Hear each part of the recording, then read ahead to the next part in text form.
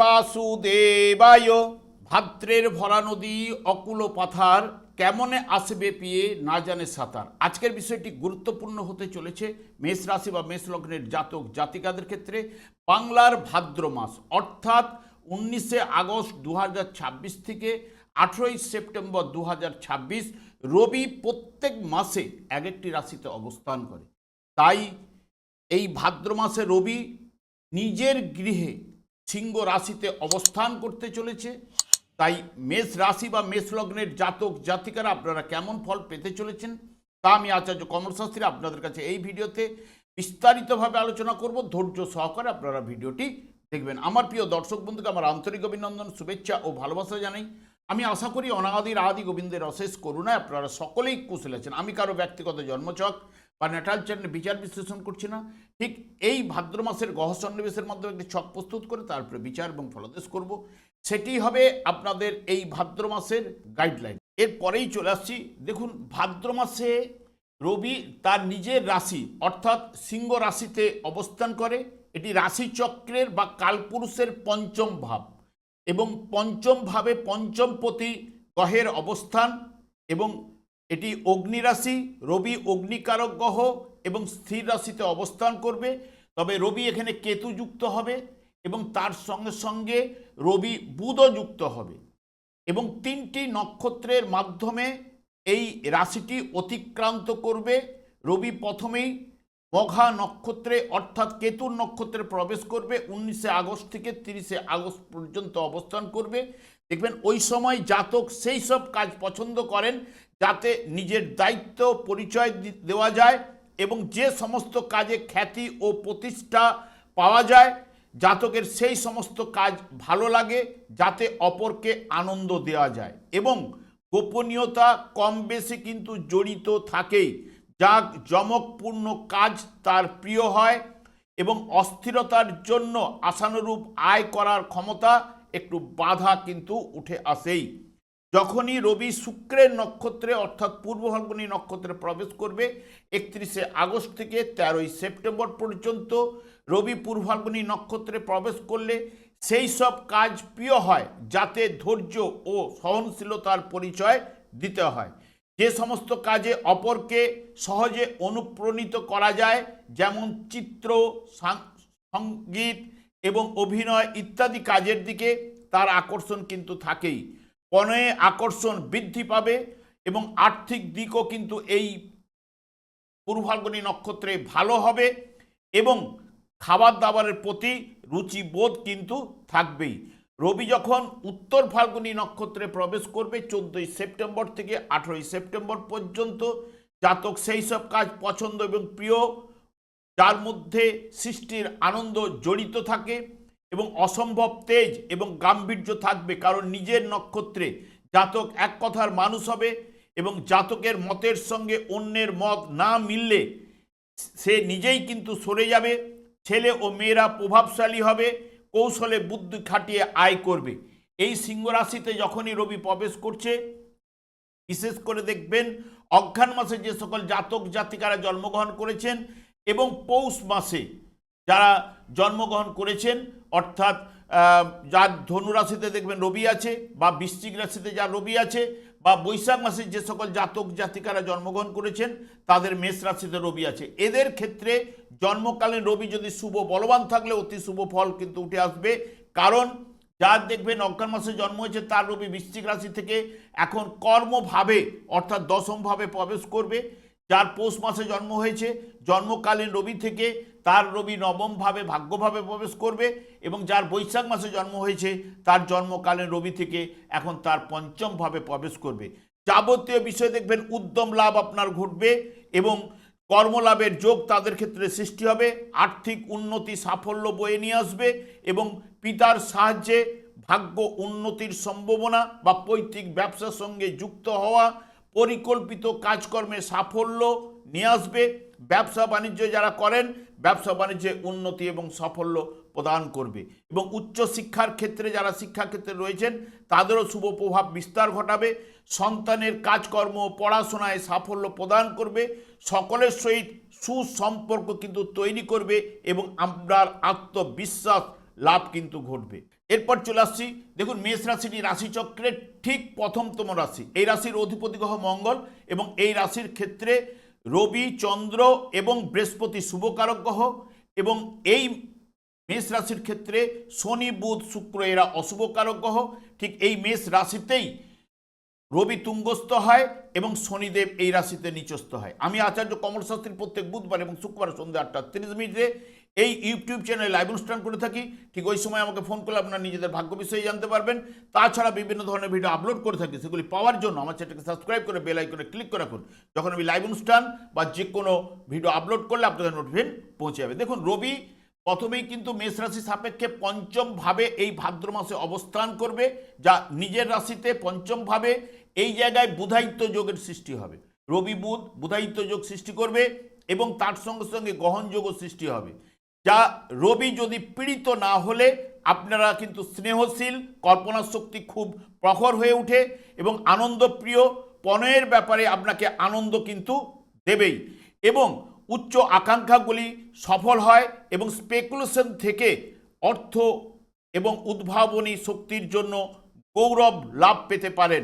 বিদ্যাক্ষেত্রে শুভ প্রভাব কিন্তু নিয়ে আসবে, অকস্মাৎ প্রাপ্তি যোগ সৃষ্টি করবে। তবে আপনাদের ক্ষেত্রে হঠাৎ কোনো বড় আর্থিক লাভ কিন্তু এনে দিতে পারে, কারণ মেষ রাশি জাতক জাতিকাদের ক্ষেত্রে এই ভাদ্র মাসটি, দেখুন রবি আপনাদের পঞ্চমভাবে পঞ্চমপতি অবস্থান করলেও বুধায়িত্ব যোগের সৃষ্টি হবে এবং তার সঙ্গে সঙ্গে বৃহস্পতি আপনাদের ক্ষেত্রে শুভকারক গ্রহ, সেই বৃহস্পতি চতুর্থভাবে তুঙ্গস্থ অবস্থায় অবস্থান করছে এবং বুধের নক্ষত্রে প্রবেশ করবে, যেটি আপনাদের ক্ষেত্রে সফলতা কিন্তু নিয়ে আসবে যে বুধায়িত্ব যোগের ফলে। এবং রাশিপতি মঙ্গলও সেও কিন্তু তৃতীয়ভাবে গোচরে অবস্থান করার কারণে অতি শুভ প্রভাব কিন্তু বিস্তার ঘটাবে, যা হঠাৎ কোনো বড় আর্থিক লাভও কিন্তু আপনাদের এনে দিতে পারে। এই যে রবি কেতু গ্রহণযোগ সৃষ্টি করলে দেখবেন কাজকর্মে, আহার বিহারে সব ব্যাপারে একটা উদাসীন ভাব কিন্তু নিয়ে আসে এবং কোনো কিছু ভালো সেই সময় লাগবে না এবং নিজেকে গুটিয়ে রাখার প্রবণতা এবং কাজকর্মে বাধা বিঘ্ন, স্বার্থপরতা, ব্যয় বৃদ্ধি, বদ হজম, হতাশা, দুঃখ বোধ, সম্মানহানি কিন্তু ঘটায়। এবং বুধও আপনাদের ক্ষেত্রে চতুর্থভাবে বৃহস্পতির সঙ্গে অবস্থান করবে, যা কয়েকদিনের জন্য, যে বৃহস্পতি জ্ঞানের কারক গ্রহের সঙ্গে বিদ্যা বুদ্ধির কারক গ্রহ যুক্ত হবে চতুর্থভাবে, তারপরে পঞ্চমভাবে প্রবেশ করবে। রবি বুধ বুধায়িত্ব যোগ সৃষ্টি করার পরে ষষ্ঠভাবে নিজের গিয়ে কিন্তু আসীন হবে। যে এই যে 23শে আগস্ট থেকে 6-9 পর্যন্ত বুধায়িত্ব যোগ সৃষ্টি করবে, যা চাকুরি ব্যবসায় সফলতা বা উন্নতি প্রদান করবে। পারিবারিক জীবনেও কিন্তু আনন্দ নিয়ে আসবে, আর্থিক লাভ এবং শিক্ষাক্ষেত্রে শুভ প্রভাব কিন্তু বিস্তার ঘটাবে, বুদ্ধিমত্তার বিকাশ কিন্তু ঘটবে, চিন্তা ভাবনা অত্যন্ত স্পষ্ট হবে, কথাবার্তা বা বচনভঙ্গি আপনার কিন্তু আকর্ষণীয় কিন্তু হয়ে উঠবেই। মঙ্গল আপনাদের রাশিপতি গ্রহ, যা অষ্টম ভাবের অধিপতি গ্রহ হলেও যেহেতু তৃতীয়ভাবে গোচর চলাকালীন মঙ্গলও কিন্তু শুভ প্রভাব কিন্তু ফেলেই। সব কাজে দেখবেন সাফল্য কিন্তু আপনাদের উঠে আসবে এবং আর্থিক উন্নতি, সুস্বাস্থ্য প্রদান কিন্তু করবে। যেই মঙ্গল এখানে অবস্থান করার সঙ্গে সঙ্গে ষষ্ঠ ভাবের উপর পূর্ণ দৃষ্টি দেবে, তার সঙ্গে সঙ্গে ভাগ্যভাব, কর্মভাবের উপরে পূর্ণ দৃষ্টি দেবে, যা ব্যবসায় কোনো নতুন ঝুঁকি বা বড় সিদ্ধান্ত নেওয়ার জন্য এটি কিন্তু খুব চমৎকার সময়। এবং ভাই বোনেদের সঙ্গে আপনার সম্পর্ক উন্নতি হবে, সাহস ও কাজের প্রতি আপনি নিষ্ঠা আপনার তুঙ্গে থাকবেই এই বর্তমান সময়ে মঙ্গল। এবং জন্মকালীন যার মঙ্গল যদি দেখেন, যার রয়েছে মিথুন রাশিতে অবস্থান করছে, যার কন্যা রাশিতে অবস্থান করছে, যার ধনু রাশিতে অবস্থান করছে এবং তুঙ্গস্থ অবস্থায় মকর রাশিতে যার অবস্থান করছে, জন্মকালীন মঙ্গল যদি শুভ বলবান থাকলে অতি শুভ প্রভাব এই মাসটা তার ক্ষেত্রে কিন্তু ঘটবেই। কারণ রাশিপতি এই মাসে আপনাদের ভাদ্র মাসে খুব তৃতীয়ভাবে অবস্থান করার কারণে দেখবেন আপনার সাহস, আগ্রহ, যেহেতু তৃতীয় ভাই বোন, আত্মীয় পরিজন, যোগাযোগ মাধ্যম এগুলোকে কিন্তু বাড়িয়ে তুলবেই। এবং শুক্র আপনাদের ক্ষেত্রে অর্থপতি গ্রহ এবং ষষ্ঠ এবং সপ্তম ভাব দিয়ে এই ভাদ্র মাসটি গমন করবে। প্রথমের দিকে শুক্র একটু মিশ্র প্রভাব কিন্তু ফেলবে প্রথমের দিকে, কিন্তু তারপরে 2 সেপ্টেম্বরের পর থেকে কাজকর্মে ও ব্যবসায় সফলতা কিন্তু নিয়ে আসবে এবং চাকরিজীবীদের বা চাকরিজীবী বা সহকর্মী বা উচ্চপদস্থ ব্যক্তির সাহায্য কিছু না কিছু আপনার কাছে উঠে আসবেই এবং বিবাহের যোগও কিন্তু প্রদান করবে এবং দাম্পত্য জীবনে মধুরতাও কিন্তু ওই সময় ফিরবে এবং আর্থিক উন্নতিও কিন্তু নিয়ে আসবে। তবে বিলাসিতার জন্য আপনার আর্থিক ব্যয়ও কিন্তু এই শুক্র ঘটাবে এবং যেহেতু বৃহস্পতি আপনাদের চতুর্থভাবে তুঙ্গস্থ অবস্থায় ভাগ্যপতি অবস্থান করছে, যা আয়ের গ্রাফ আপনার ঊর্ধ্বমুখী কিন্তু করে তুলবেই এবং নিয়মিত আয়ের পাশাপাশি আকস্মিক কোনো উৎস থেকে অর্থ লাভের জায়গাটাও কিন্তু প্রদান করবে এবং বিশেষ করে অতীতের কোনো দীর্ঘ মেয়াদী বিনিয়োগ থেকে ভালো রিটার্নও কিন্তু এই বৃহস্পতি কিন্তু এনে দিতে পারে এবং ভাগ্যের চাকা আপনার অনুকূলে চলবে এবং আধ্যাত্মিক চেতনার কিন্তু আপনার বিকাশ কিন্তু ঘটাবে, কর্মলাভের যোগও কিন্তু প্রদান করতে পারে এবং কাজকর্মে উৎসাহ উদ্দীপনা বৃদ্ধি কিন্তু ঘটবে এই বৃহস্পতির কৃপায়। এবং শনিদেবও আপনাদের ক্ষেত্রে বিশেষ করে কর্মপতি গ্রহ এবং লাভপতি গ্রহ দ্বাদশভাবে অবস্থান করছে। দ্বাদশভাবে অবস্থান করলেও আপনাদের যেহেতু শনির সাথেই চলছে, সেই কারণে নানান দিক দিয়ে আপনাকে সমস্যা বাধা বিঘ্ন উপস্থিত করতে পারে। তবে যারা বিশেষ করে আমদানি রপ্তানি ব্যবসা বা বিদেশে যারা কাজকর্মের সঙ্গে যুক্ত রয়েছেন বা বিদেশে যাওয়ার সুযোগও কিন্তু এই শনিদেবও কিন্তু তার ক্ষেত্রে প্রদান করে, কারণ ন্যায়ের দেবতা এখানে যেহেতু আপনাদের সাথে চলছে, কাজকর্মে কঠোর পরিশ্রম আপনাকে করতে হবেই এবং বৃহস্পতির দৃষ্টি যেহেতু শনিদেবের উপর পড়ার কারণে আপনার শনিদেবের যে অশুভ প্রভাব কিছুটা হলেও হ্রাস বৃদ্ধি ঘটাবে, কারণ বৃহস্পতি আপনাদের ক্ষেত্রে ভাগ্যপতি গ্রহ যেহেতু দৃষ্টি দেবে শনিদেবের উপরে, সেই কারণে কিছু না কিছু অশুভ প্রভাব হ্রাস বৃদ্ধি ঘটবে এই বর্তমান সময়ে। রাহুও আপনাদের একাদশভাবে অবস্থান করছে, শনিদেবকে রিপ্রেজেন্ট করলেও যেহেতু মঙ্গলের নক্ষত্রে অর্থাৎ ধনিষ্ঠা নক্ষত্রে অর্থাৎ রাশিপতি নক্ষত্রে কিন্তু রাহুও কিন্তু অবস্থান করছে একাদশভাবে, যা হঠাৎ কোনো বড় আর্থিক লাভ এনে দিতে পারে, যেটা লটারি হতে পারে, শেয়ার বাজার থেকে হতে পারে বা পুরনো কোনো বিনিয়োগ থেকে অপ্রত্যাশিত অর্থ রাহুও কিন্তু প্রদান করতে পারে যেহেতু রাশিপতি নক্ষত্রে থাকার কারণে। তবে রাহুও কিন্তু বিভ্রান্তি তৈরি করার কিন্তু ওস্তাদ এবং তাই চোর জলদি বড়লোক হওয়ার অবৈধ উপায়ে অর্থ উপার্জনের লোভ থেকে দূরে থাকলেই কিন্তু ভালো।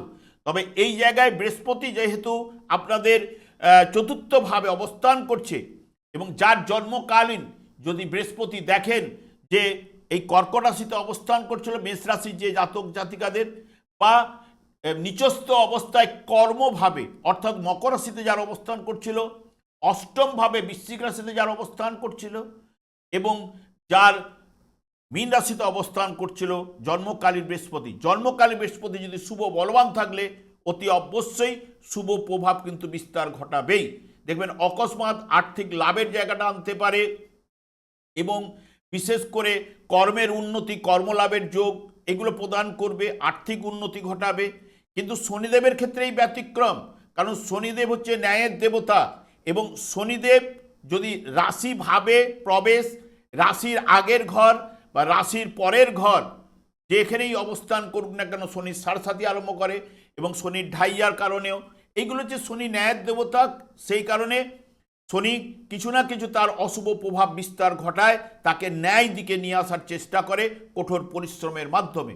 এই শনিদেব যার জন্মকালীন যদি মীন রাশিতে মেষ রাশি জাতক জাতিকাদের অবস্থান করছিল বা জন্মকালীন যার শনিদেব বৃষ রাশিতে অবস্থান করছিল, জন্মকালীন যার শনিদেব কন্যা রাশিতে অবস্থান করছিল, যার শনিদেব ধনুরাশিতে অবস্থান করছিল মেষ রাশি জাতক জাতিকাদের, তাদের ক্ষেত্রে দেখবেন পায়ের তলায় মাটি সে খুঁজে পাচ্ছে না। সেই কারণে আমি শনিদেবকে বারবার সন্তুষ্ট করার কথা বলি, যেহেতু এটি কলিযুগ চলছে, কলিযুগটি হচ্ছে শনি রাহুর দ্বারাই পরিচালিত, সেই কারণে আপনারা এই কলিযুগের যুগ ধর্ম হচ্ছে হরে কৃষ্ণ মহামন্ত্র, এই মহামন্ত্র জপ করলেই কিছু না কিছু শুভ প্রভাব আপনার মধ্যে কিন্তু চলে আসবেই। শুধু শনিদেব একাই নন, অন্যান্য গ্রহগুলো কিন্তু শুভ প্রভাব বিস্তার ঘটাবে।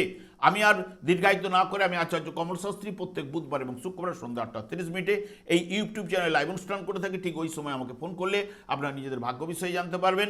তাছাড়া বিভিন্ন ধরনের ভিডিও আপলোড করে থাকি, এগুলি পাওয়ার জন্য আমার চ্যানেলটিকে সাবস্ক্রাইব করে বেল আইকনে ক্লিক করে রাখুন। যখন আমি লাইভ অনুষ্ঠান বা যে কোনো ভিডিও আপলোড করলে আপনাদের নোটিফিকেশন পৌঁছে যাবে। আমি অনাদির আদি গোবিন্দের প্রার্থনা করি আপনারা ভালো থাকুন, সুস্থ থাকুন, আনন্দে থাকুন। আজ এই পর্যন্ত, পরে ভিডিও দেখা হচ্ছে। নমস্কার।